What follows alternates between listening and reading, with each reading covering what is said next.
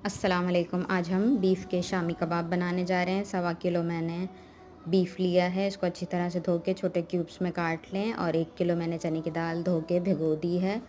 2 से ढाई घंटे भिगो देंगे। मिक्स में मसाले डाल दें।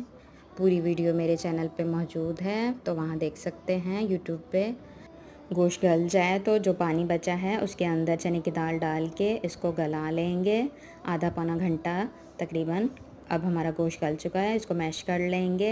हरा मसाला डाल के अच्छी तरह से मिक्स कर लेंगे। गरम मसाला डाल दें, धनिया डाल दें, प्याज डाल दें, हरी मिर्च डाल दें और इसको अच्छी तरह से मिक्स कर लेंगे। 2 अंडे डाल देंगे। अब हम टिक्कियाँ बना लेंगे। 2 चम्मच जितना बैटर लेके अच्छी तरह से प्रेस करते हुए टिक्कियाँ बना लेंगे। अब हम फ्राई कर लेंगे। मीडियम आंच पे फ्राई करेंगे 2 से 3 मिनट एक साइड पे, 2 से 3 मिनट दूसरी साइड पे। तो देखिए माशाल्लाह से ज़बरदस्त से हमारे कबाब तैयार हैं।